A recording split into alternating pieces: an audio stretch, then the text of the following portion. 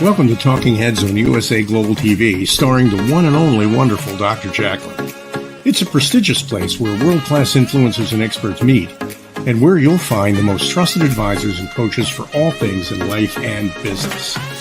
Visit usaglobaltv.com to sign up for our newsletter, get the value you need, and be first in line to learn about events and giveaways and other valuable content. Connect with us. Email Dr. JACALYN at usaglobaltv.com to talk about how you can become part of USA Global TV. That's USA Global TV, where the doctor is always in.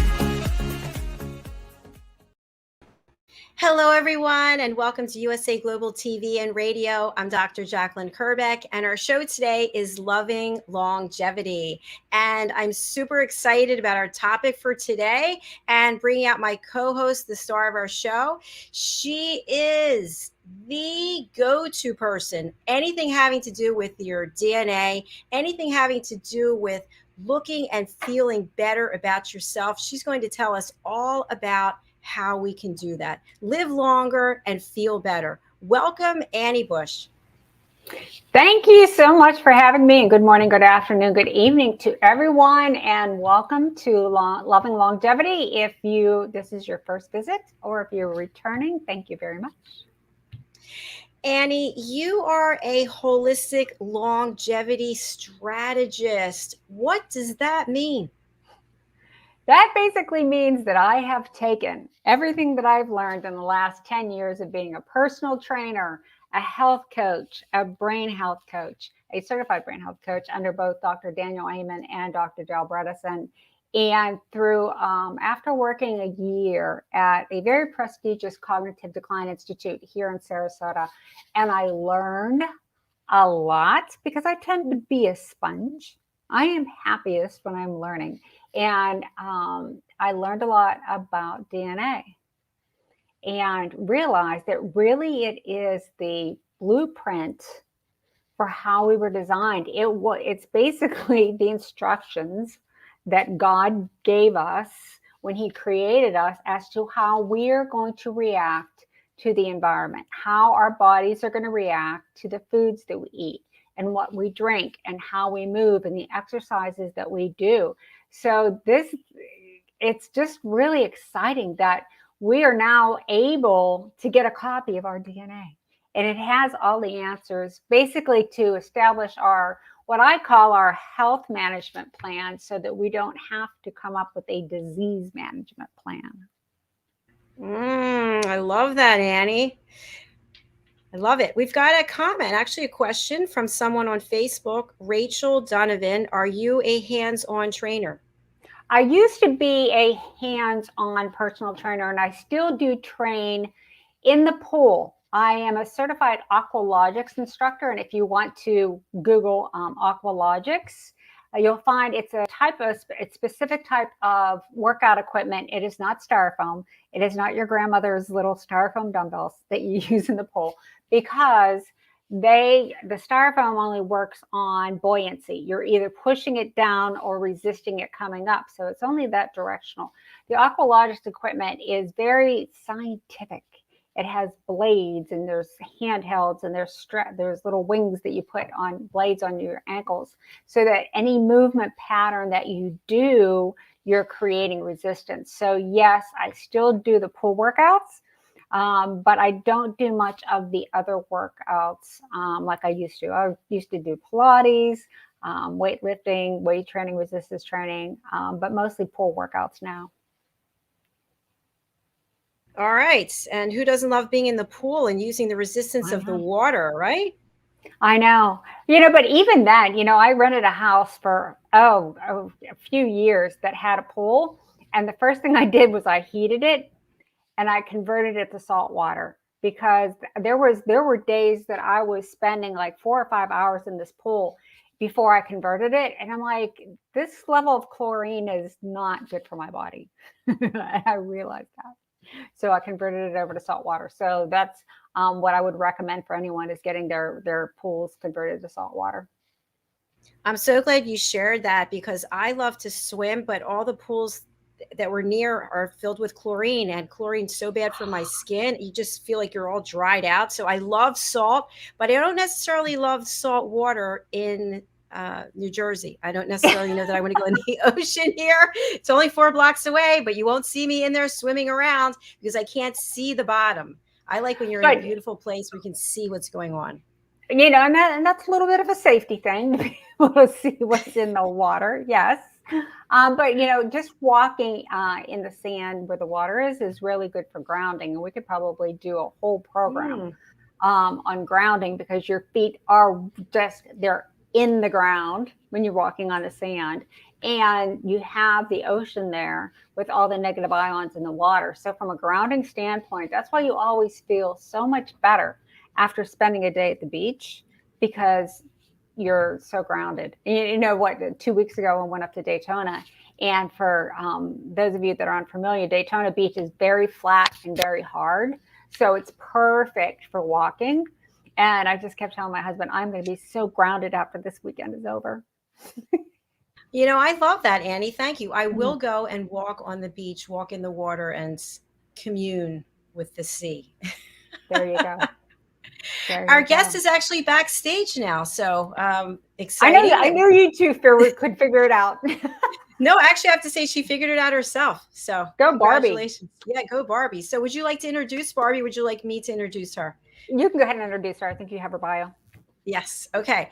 So we're so caught up, I would say. I don't want to use, but I am using it, caught up with anti-aging, right? As opposed to doing things we need to do to keep ourselves healthy all along, instead of going, what age am I now? What does the scale say? How much hair do I have left? And then we start going into a panic, right? We're literally panicked about what we're going to do to stop this. Well, we have someone who is the anti-aging queen, I'm going to call her. So she has a different perspective, and she's a coach. She actually has quite an interesting background about something that happened in her family, and she's going to come out and share her story with us and her tips for loving longevity. So let's welcome Barbie Liss. We can actually add technology guru to her list of accomplishments. Welcome. Oh my God. Thank you. I'm so sorry. I'm working so hard to heal my relationship with technology. That's a good way of if you asked me how I did this, I'm not sure I could tell you, but here I am. So thank you so much for that beautiful welcome. I love the queen claim. I know. Cool.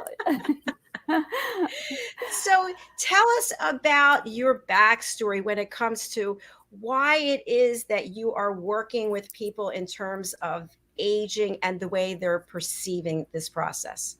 Yeah, thank you. I'm going to make it as brief as I can, but I guess 6 years ago, I guess the summer of 2016, my youngest daughter, who at the time was 21, was sexually assaulted by a stranger. And that journey post-rape was a whole other podcast. But where it took me ultimately was to really dive into questions about society, about how did we become a society where rape culture even exists, and really feeling into the impact of all that. And that took me on a path of looking at societally conditioned messaging and the messages we've received forever unquestioningly, and just accepted them and moved on. And for me, on that path, it began with, the question, the message of boys will be boys. And I thought, we've all said it, we've all laughed it off, we've all used it or heard it or whatever. And I thought, what is that? What does that even mean? Boys will be boys. And that's a message that we've received and just accepted. And look where it's gone. It's facilitated a whole path, that and 1,000 other messages we've received. And I started feeling deeper into accepted messaging that we just unquestioningly absorbed. And I guess the summer before I turned 60, last summer, I turned 60 last summer, coming up on 61. So just prior to being 60, I was in the drugstore one day and I stood under a sign that read anti-aging. And I thought, what is that? That's another one of those messages that we've just accepted as okay. And And I also thought, like, where's the men's anti-aging aisle? But that also is a whole other podcast conversation. But I thought, what is that? What is that message that we are offered and received? And I often say that my generation and earlier than my generation, I call my generation the because I said so era. That was just, we were told because I said so was an answer, and we were literally taught not to question. And then you hand a generation who's taught not to question a message of anti-aging, and we just accept it as though that's the way it's supposed to be. And what I'm here to do is undo all those messages we've been handed that aren't just the way it is, and the damaging ripple effect of us absorbing that messaging, of us, I say often, where's the wise woman archetype in our society? And it's ours to claim her. And if we claim her with empowerment, we lead by that example. So in my coaching work, I work with women to reclaim self-love and empowerment, to shed all the shame that we've been handed and the fear we've been handed about aging. And I initially thought that I'd work with women around my age, but what I'm finding is it's the women in their 30s and 40s and early 50s that are reaching out to me saying they're already living in fear, that they've passed some sort of timeline expiry date and it's all downhill from here. And I thought, like, that is the proof of the ripple effect of the damaging messages that our generation has accepted and received. Thank you, Barbie, for sharing that. And thank you. I know it has to be difficult to revisit that story about your daughter every time, but what you're doing is really helping people. So I really appreciate you for that. Thank you. Yeah, no, I find importance in sharing that story on many levels besides the aging one. And I do share it and advocate for so many things that society needs healing in. But with the aging piece, I think that, we've been given this story of, like, don't get old, live a long life, but just don't get old while you're doing it. Right. And the whole concept of ageism, when you look at isms, right, like sexism, racism, all the isms, it takes a group of people and it others them. Ageism, I mean, it's all of us. We're all aging from the day we're born, all the way through. We're all aging. You can't other a group when we talk about aging, because we're all doing it. And it's like, it's a self-induced prejudice, right? So we're fighting with ourselves instead of, all these messages of, again, society's definition of beauty that we've all accepted as the way it's supposed to be. And what I'm going to say is, there's so much beauty in the faces of that wise woman archetype. And that when you think of, like, your grandmother and your great grandmother, you don't go like, oh, right? Like, you feel warm and loved and held and comforted by her wisdom and her experience. And the women that walk behind us are looking to us for that same love and guidance that we're not offering. We're living by fear and denial, and we're offering them fear and denial. And at 30, they're already afraid. So what do you think they're afraid of? They're afraid there's an expiry date, and they're afraid it's too late now because they've missed some deadline that they were supposed to have hit and have it all figured out by 35. And, like, I'm going to tell you, at 60, I don't have it all figured out. Like, I don't know if we ever have it all figured out. So permission to not have it figured out, and to just continue, just keep on going all the time. And I think also that when we talk about longevity, which we've been handed now a gift of added years, right? Like when I was younger, 60s and 70s it was old, because lifespan only went to maybe 75, right? Now people are living, into their 90s, and even people are hitting 100. So with those gifted years, those gifted decades, we tend to be lumping them at the end of some, like, idea of extended old, right?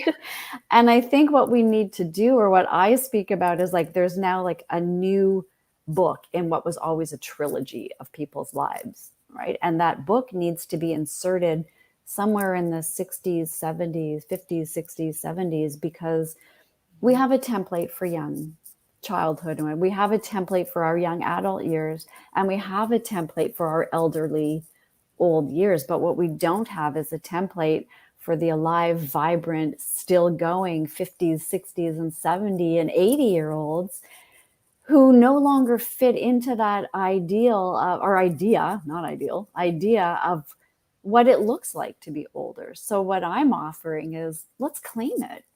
Let's allow those wrinkles on our faces, and if we wish, the gray in our hair, and just to be fully yourself with authentic self-love and empowerment, and let's change the definition of what beauty is, and let's change the idea of what it means to be older, and instead of fear and denial, let's replace fear and denial with celebration and joy and possibility and continuing.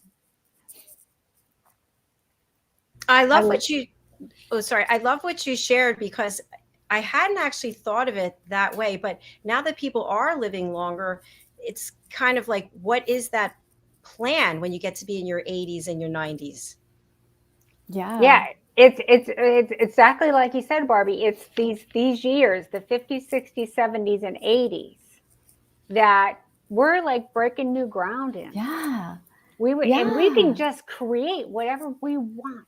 Yes, it's ours to write. And however, because we're the first generation to experience those gifted years, right? Yeah. So if we create it from a place of gorgeous self-celebration, we offer that to our daughters and every woman who's walking behind us, to see us celebrating and embracing where we are, and no longer live in fear of end dates, but to recognize that there's always potential and possibility.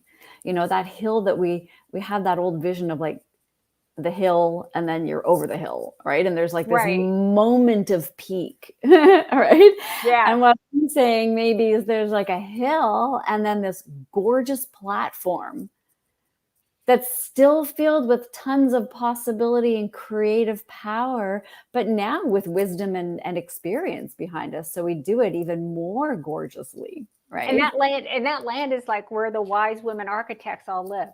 Yeah. So we don't stop. No, if you could describe that wise woman architect, how would you describe her? Yeah, I have in my head a vision of like a circle of powerful women, and I feel like I look at the, I recently went to a friend's wedding, a friend's child's wedding, my friend's kid's wedding. And I was watching all the kids dancing and jumping, and a friend of mine said, oh, like to be them again. And I thought, you know what, I felt so much pride and joy and beauty in being able to witness them walking into the years and experiences that I now wear on my face, right? And their ability to, in those years that they're walking into, to turn to me and say, how did you become a new mom? Or how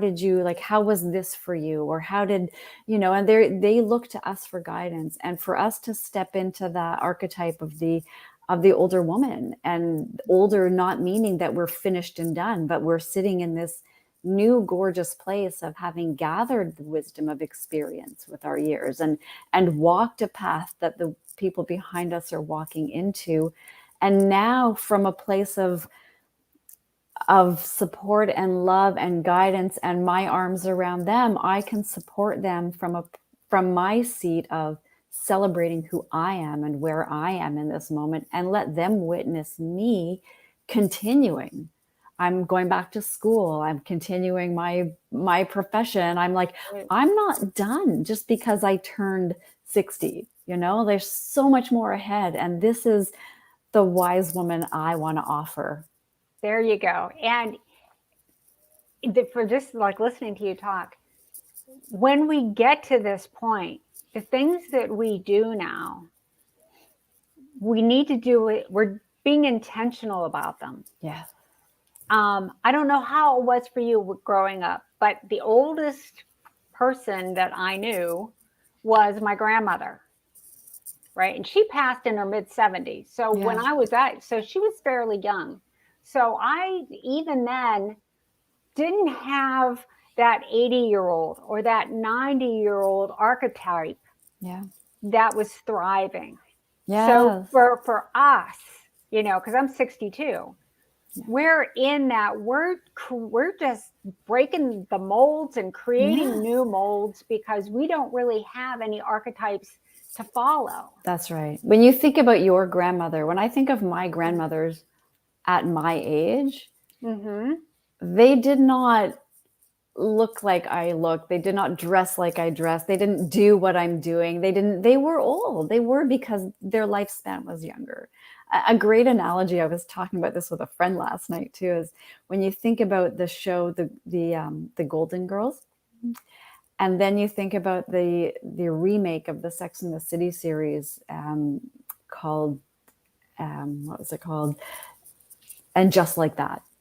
It was called, right? The women, the Sex and the City women doing And Just Like That are the same age as the Golden Girls were when they made the Golden Girls. And I think that's a gorgeous example of how we've changed over the years and how we now can put those added years that we have into a space in our lifetime where we still have, and it's really like, think of the gift, like we still have all the vibrance and aliveness and possibility in us. But now we do it from a place of, our kids are grown. We're not raising young kids anymore. We've done that. We've walked that path. We've gathered experience. We've gathered wisdom. And we still have so much more to do with that. Instead of like finishing off there, we get to use that and create a whole new experience in lifetime. Like this story is so far from over. Oh yeah. And I think even we've had guests on that talked about the blue zones and other longevity guests. And the theme that runs through all of it is this lifelong learning.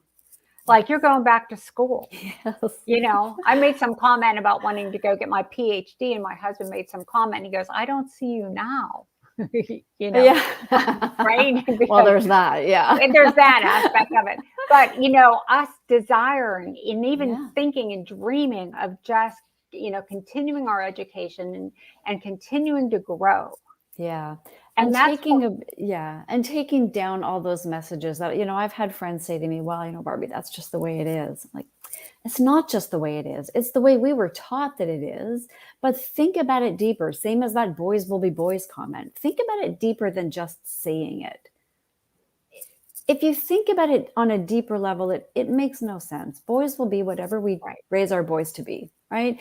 Think about the anti-aging message. Don't just accept it. It's like, oh, okay, we don't want to do it. Just don't age. Just don't get a wrinkle and don't, you know, think about it deeper. When I decided to let my hair go, it's almost a year now, but whatever. I took it, you know, you go with your girlfriends and you take it to committee, right? Decide, right? And they're all going, don't do it. And I said, why not? And they said, because you're going to look old. And I said, well, first off, at what age do we decide that's like, I'm 60. So what age do you want to call older and not older if you want to give it a label like that? And also, what's wrong with looking my age? Why is that a negative? Why have we been taught it's a bad thing to look? So really, like if I look 60, and then you get things like people saying, oh my God, you're 60? You look great. And I think if every one of us who's 60 is receiving that comment, what are people expecting 60 to look like?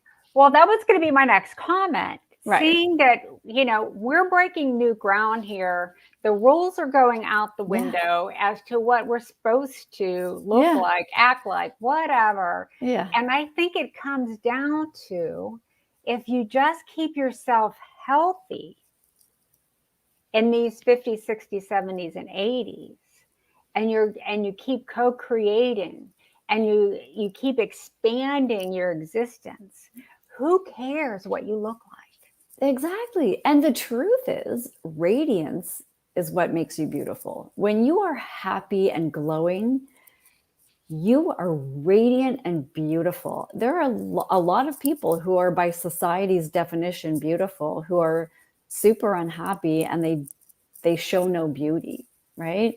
But when you are like fully embracing yourself, loving your life. Like people will say to me, you're radiant, you're glowing. That's where beauty lies. That's where beauty shines through. It's not about how many wrinkles I have on my face, because hey, I earned them. And yes, I use moisturizing products because truth is there's not enough moisturizer on the planet for my skin anymore. But that's because I'm doing it because I love myself and I want to stay healthy, not because I'm beating myself up for aging. It's got to come from a place of love, not a place of lack or ego. Yeah.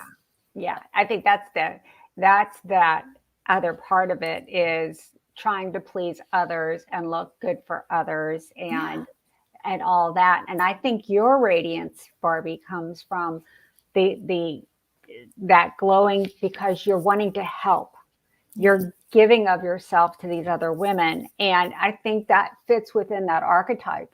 Yes, I think so too. I think that I know that I have in the past number of years fully claimed my seat in this circle, fully with pride and with celebration and offering that forward, and with the knowing that I have so much more still to do, and I have it all in me to still do it. And truly, my daughters have thanked me, literally, because I've given them permission now by example to do the same, right?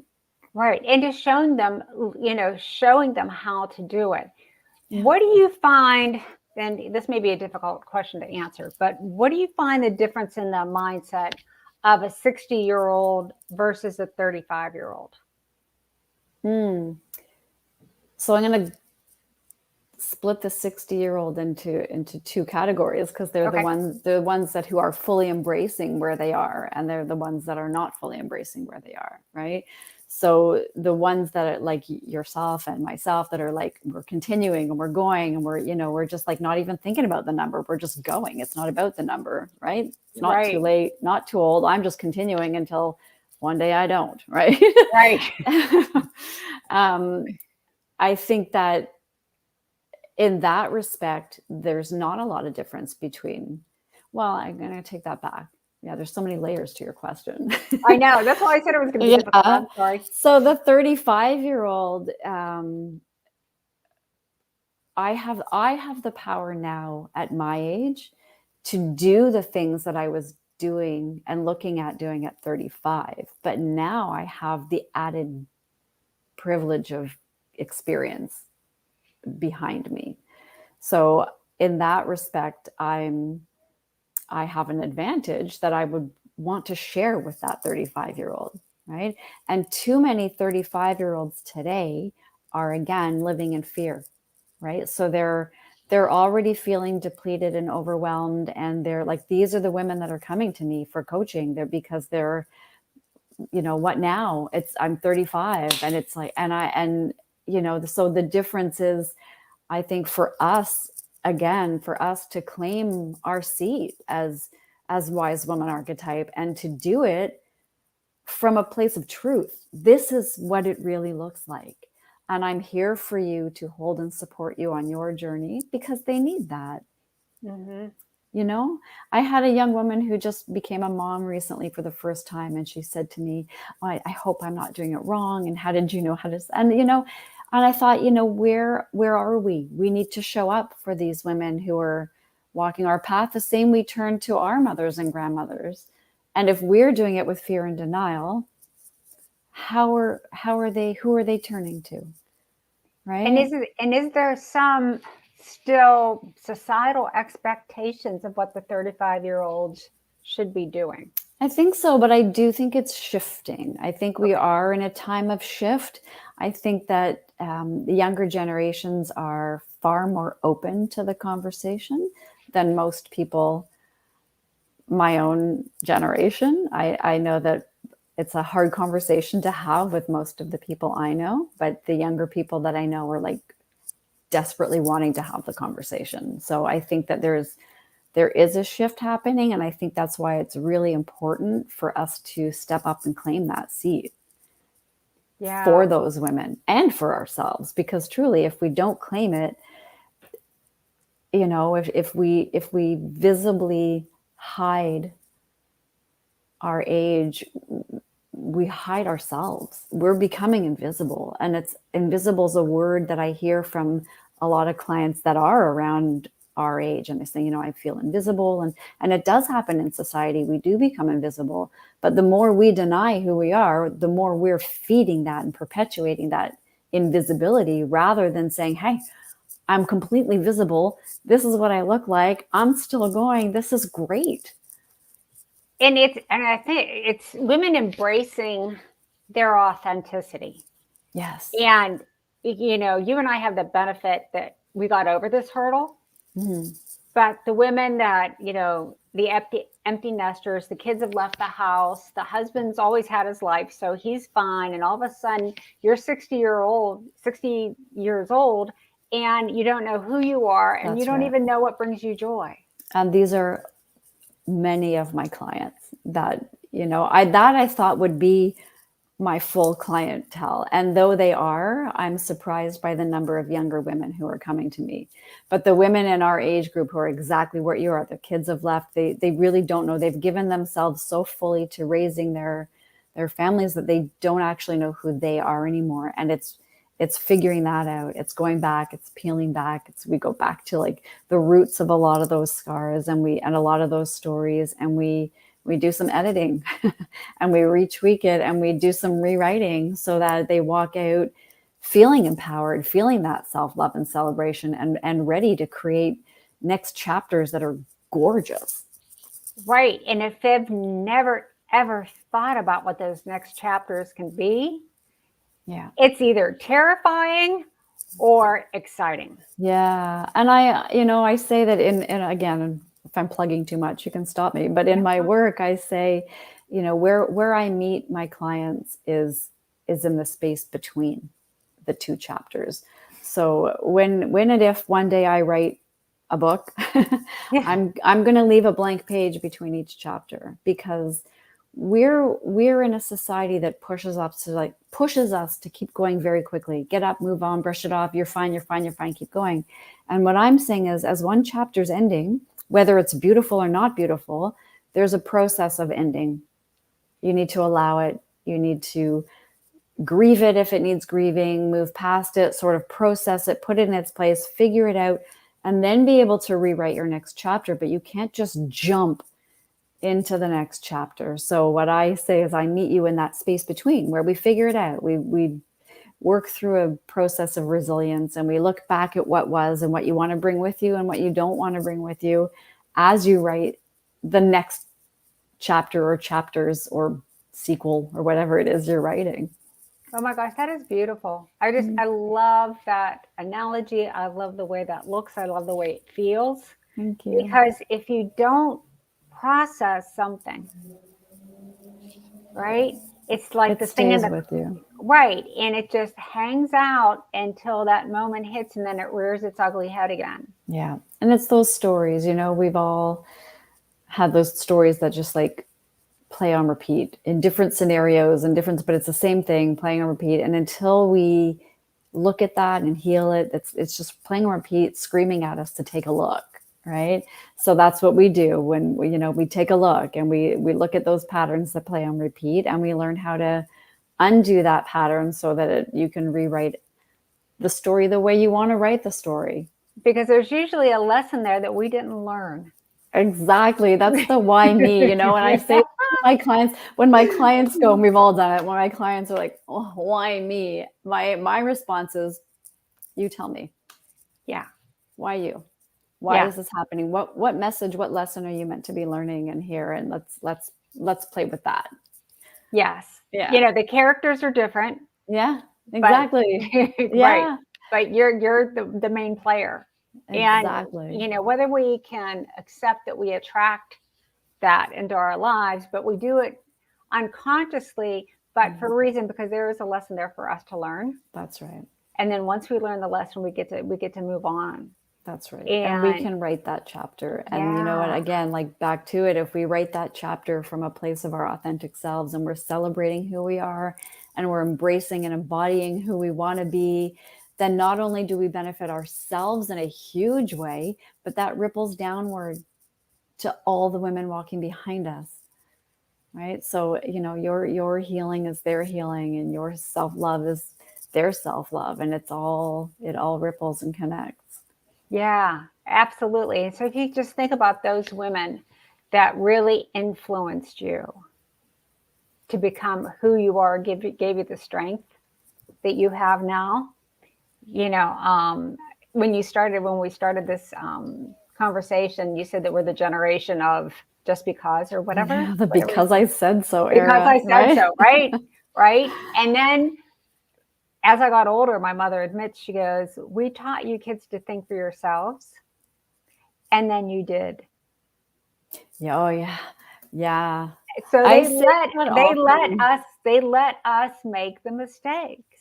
They let us learn the Yeah. lessons I instead of say to keeping us people, locked up, Yes, but in many ways, like we were taught, like the because I said so part, I felt as a young kid that my voice was sort of squished because, Oh yeah, absolutely. right? Because if I got punished for whatever, there was no space for me to tell my story. It was just banished to the room, and there was no healing done. And so voices, we were kind of taught to, like, women who have been taught forever to, like, squish our voices. And at the same time, as we got older, and we did with our own children, or I'm sure you did, I did, was we taught them that independence.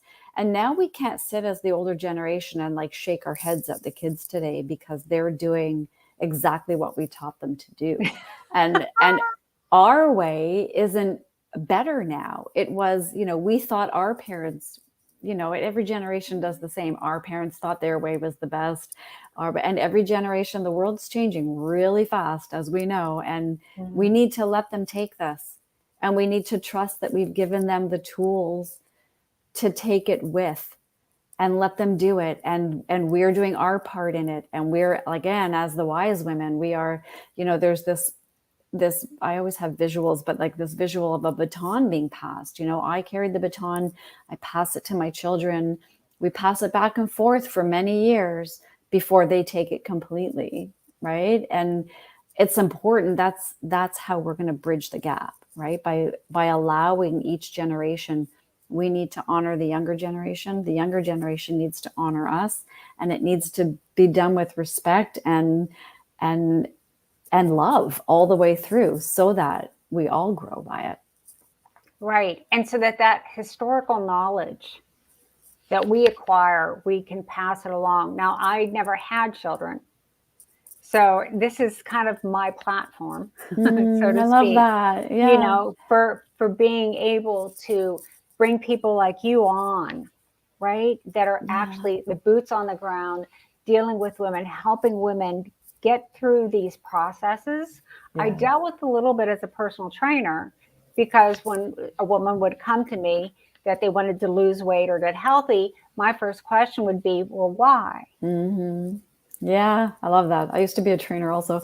That's funny. Yeah, I love that. And I think, you say you didn't have children of your own, but I feel like all of us have that, like, maternal love shows up in many places besides just having children. So when I speak of our daughters behind us, I mean, like, like the women who walk behind us, they are the daughters, we are the mothers, and, and it goes like that. And I think that, your platform here, I love that you say that. That is your baby. That is your maternal wisdom being offered forward and received beautifully. Well, thank you. And being able to have the opportunity to bring folks like you on that are, really doing the work and helping women get through this period, because like we discussed, we're breaking new ground here. And it really is that 60, 70, 80-year-old, those decades where we have to accept that, oh my gosh, I can stay healthy for these years. And if I'm going to stay healthy, what am I going to do? Yeah. Who am I? Yes. Let's figure out, this, you get a chance now to write a whole new chapter. Like I say, right. You've done the early years. You've done, if you had kids, they're grown. If you retired, maybe there's something else you want to do with your retirement years. Like, it doesn't mean you're on the couch now. Right. And let's let's show the world what it looks like to be this new template that we're creating for ourselves, because we deserve to have it, and for everyone who walks behind us, because they deserve to be led by that empowered example. Right. And I think one of them is what we touched on earlier, is going back to school, whether it's online, whether it's in a classroom, and really continuing that, that brain stimulation, but keeping that passion going and growing, something to give you haven't had the opportunity to explore. Yeah. Or what is it that you have time now too? Like if you're the empty nester, like you said, then what you have time, what is it that you always wished you could have done, but you just never had the time to do it? Now you have the time to do it. Yeah. Right. Write a book, take that trip, do whatever it is that you always wished you could do, but life was too busy, but you can do it now. Right. Yeah, absolutely. This has been fabulous. Absolutely fabulous. If you had one piece of advice to give to women that are in that 60 to 80, what would you tell them? Yeah, it is not over. It is not too late. You have so much more to write in your story, and you deserve it. You deserve it. You're important. Your voice is important, and you deserve to have the happy life that you were put here to have. Oh, that's awesome. And Barbie, can you go ahead and tell people how they can get a hold of you? Yes, thank you. You can find me on my website, which is barbieliss.com. You can email me. It's barbie@barbieliss.com. You can find me on Instagram. It's _Barbie Liss. Through here probably, or any other way. I'm on Facebook, I'm on Instagram, I'm on LinkedIn, email, website. I would love to hear from people. I love having this conversation. If you feel called to coaching, I'd love to tell you more about it. If you just want to have the conversation, I love that too. So yes. I think the more times you talk it through, the more strength you get. Yeah. Yeah. Well, thank you, Barbie, for having us on. And I encourage everyone to get in touch with Barbie and just have that conversation and find where your heart is and where your strength is. Thank you. Thank you. Thank you so much. And again, thanks for your patience at the beginning there. Oh, no. Thank you. This has been great. It's been great. Thanks, Barbie. Thank you. All right. Oh, I love these conversations. I really do. And it is about exploring longevity. And it is these years that we didn't think we were going to be here, and we didn't think we were going to be healthy, but we are, and we will be. This is Loving Longevity. Thank you for joining in to USA Global TV and Radio. Thank you for joining us. We will be here again next Friday at 3 p.m. Eastern Time with another great guest. So for you folks in the United States, happy 4th of July. And for the rest of you, have a happy weekend.